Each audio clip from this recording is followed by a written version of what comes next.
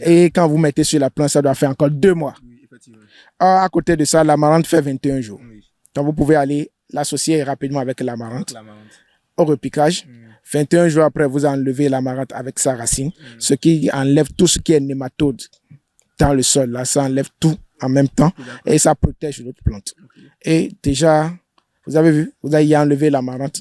Ça veut dire que déjà en 21 jours, 1 mois. Donc, 1 mois après, maintenant, vous pouvez couper votre grande morelle et puis le mettre sur le marché. sur le marché. Là, vous aurez déjà l'argent de l'amarante que vous serez en train de manger d'abord avant que l'argent de la grande morelle. Effectivement, et comme vous l'avez dit, il faut couper pour aller vendre ça sur le marché. Et quand je souhaite en production maraîchage, surtout de la grande morelle, comment savez-vous que la grande morelle, à l'étape là, c'est prêt pour être coupé et vendu? Mais c'est pas compliqué, les feuilles sont bien larges. Et ça vous appelle même, je suis déjà prêt.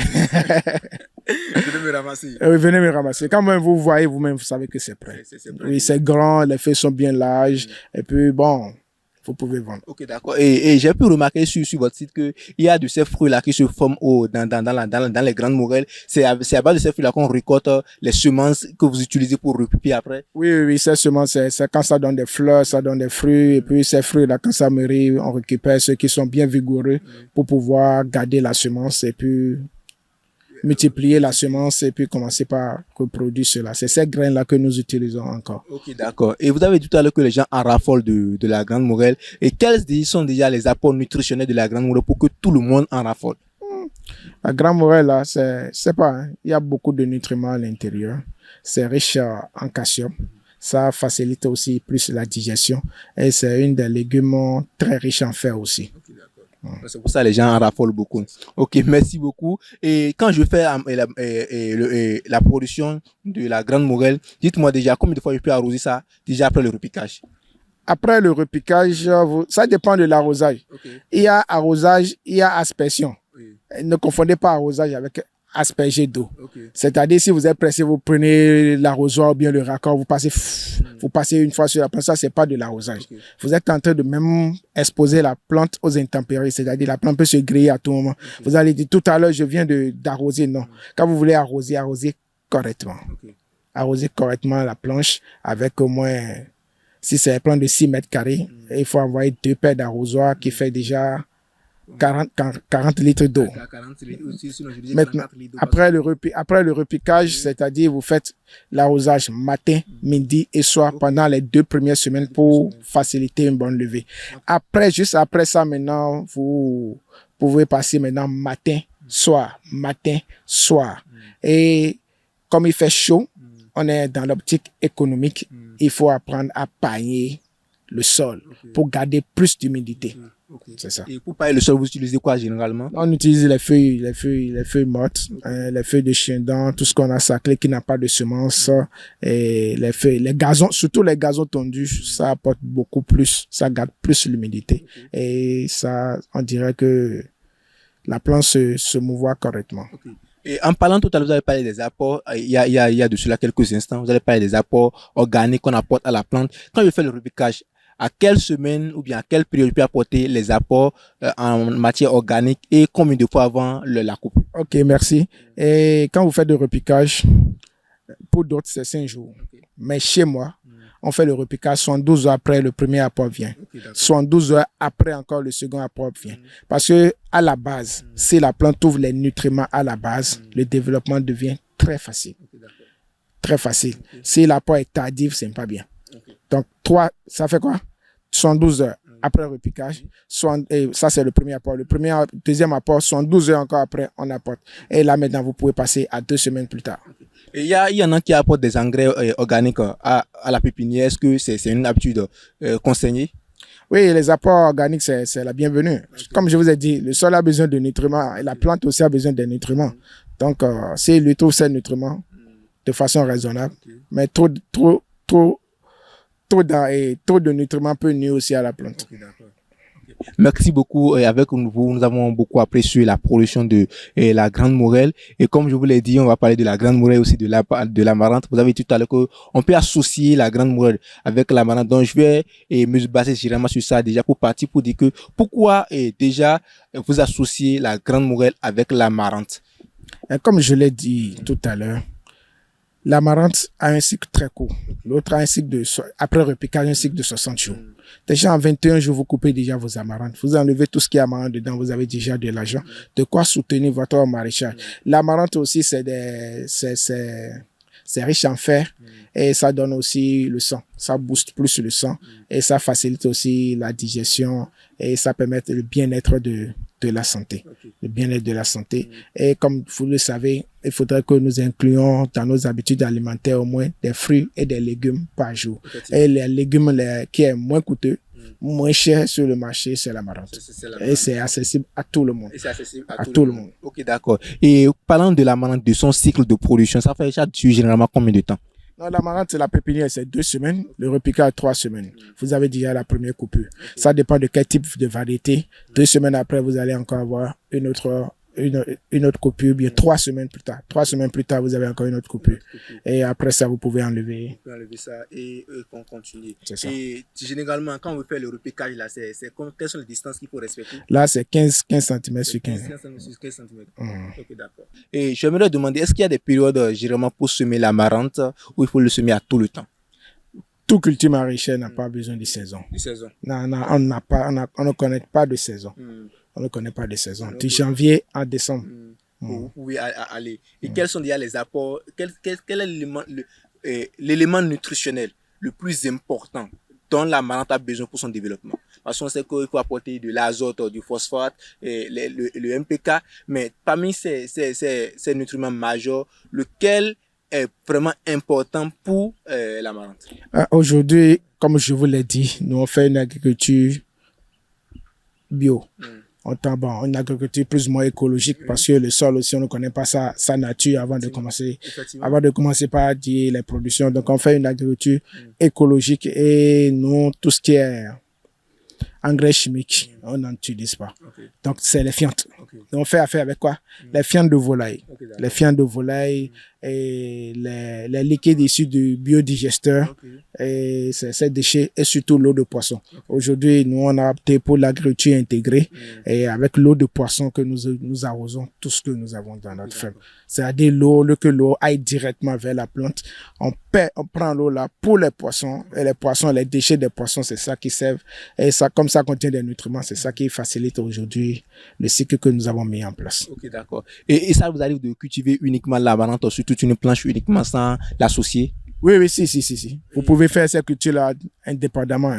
Oui, vous pouvez les cultiver toutes seules pour les permettre de vite mouvoir aussi. Et puis, ça dépend des objectifs parce que ici, vous avez des zones dans lesquelles vous pouvez produire uniquement de l'amarante. Et des zones que vous pouvez cultiver uniquement de la grande morelle, des zones où vous pouvez faire l'association des deux. Et pour l'amarante, est-ce qu'il y a aussi des attaques fréquentes chez lui qui l'amènent souvent à être exposé? Oui, il y a toujours d'attaques. On est dans un environnement. Il n'y a pas un être humain qui va dire qu'il ne tombe pas malade. Et la maladie est souvent présente, mais quand vous faites des traitements fréquents. Et c'est toujours les cendres de bois que vous utilisez toujours? Moi, je mets accent sur ça parce que ça marche. C'est un truc que beaucoup ne comprennent pas, mais ça marche. Quand on l'utilise en liquide, il y a des cendres qu'on fermente pendant 2 à 3 semaines. Et on utilise les liquides là pour traiter les plantes. Et il y a d'autres qu'on applique directement aux plantes. Il y a d'autres qu'on met directement au sol. C'est pas ce que vous comprenez. Donc, ces pratiques vous permettent de faire quoi? De manger sain. Et d'être toujours en bonne santé. Et quand je prends l'amarante sur une planche et je fais le repiquage, à combien de jours je dois apporter mes premiers engrais et ainsi de suite jusqu'à la coupure? Ça, je vous ai dit, c'est un peu comme la grande morelle. C'est toujours un peu comme la grande morelle. 72 heures après, premier apport, 72 heures après, deuxième apport, et puis une semaine plus tard, ou bien 10 jours plus tard, vous faites. Non. Autre rapport. Encore. Oui, là maintenant, on est à 16 jours. 16 jours. Et vous patientez autour du 21e jour. Vous avez des tremplants qui sont déjà prêts pour la vente. Ou si vous ne faites pas les apports réguliers, ça peut tarder pendant 1 mois avant que vous n'allez vendre. Alors aujourd'hui, fuir la demande, on produit rapidement pour vendre rapidement et passer à autre chose. Et parlant toujours de l'association et de la grande morelle et de l'amarante, quel avantage spécifique ça apportent à cette deux cultures quand ils sont associés, surtout au niveau du plan sanitaire? Comment ça les empêche d'être évités, d'être attaqués? Parce que la Grande Morelle a bien sûr ces nuisibles qui l'attaquent, ainsi que la Marante aussi ils ont deux propriétés différentes. Mais leur association est-il avantageux dans quel sens pour eux au niveau des traitements phytosanitaires? Non, la chose qui est là, c'est que quand vous traitez une fois, au lieu que vous traitez la Grande Morelle, vous traitez une fois, vous traitez tous. C'est le même traitement pour eux tous.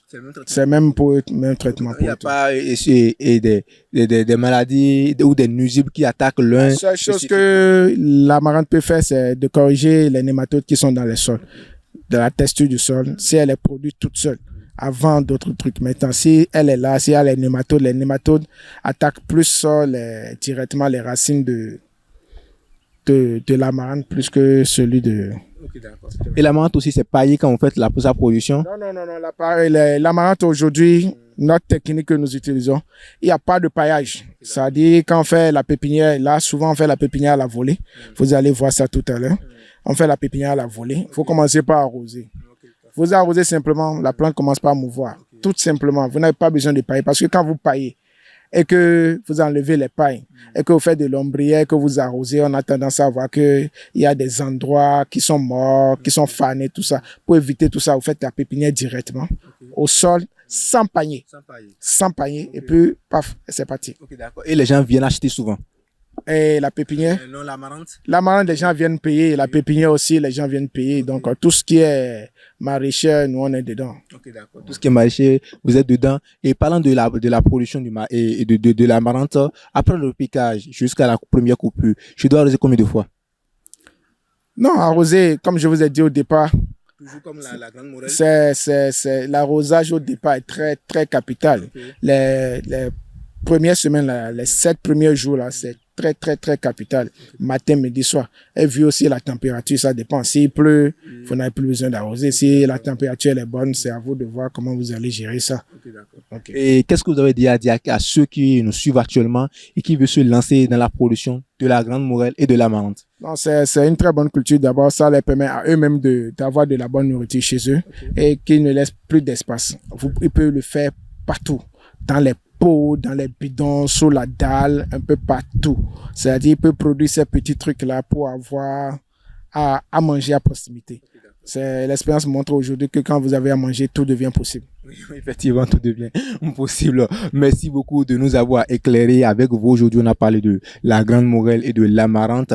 Et apparemment, avec vous, on a finalement compris qu'il n'y a pas une grande différence entre ces deux spéculations. Ils sont susceptibles d'attaquer par les mêmes nuisibles. C'est le même système d'arrosage, les mêmes apports. À différence que la Marante croît plus vite. Et déjà, au 21e jour, vous êtes susceptible de faire la première coupe et commence par gagner des gains. Quand t'as la Grande Morelle, il faut attendre au moins le 90e jour du pépinière jusqu'à la première coupure. Donc aller en association, c'est vraiment une chance pour vous. Ça permet d'avoir déjà quelques gains en poche pour pouvoir s'occuper de votre exploitation. Mais c'est pas dans tous les cas qu'on fait toujours association de culture. Il y a des endroits où vous pouvez, et c'est même possible, recommander que vous faites uniquement la production de la Marante à part, de la Grande Morelle à part, et que vous allez également en association à d'autres endroits pour pouvoir vraiment bénéficier de votre exploitation maraîchère. Et comme je l'ai toujours dit, cette émission, nous la faisons pas uniquement en français.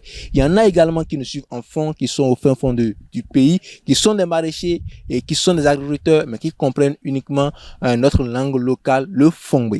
Donc avec notre expert, bien sûr, tout ce qu'on a eu à dire en français, on va aller en fond.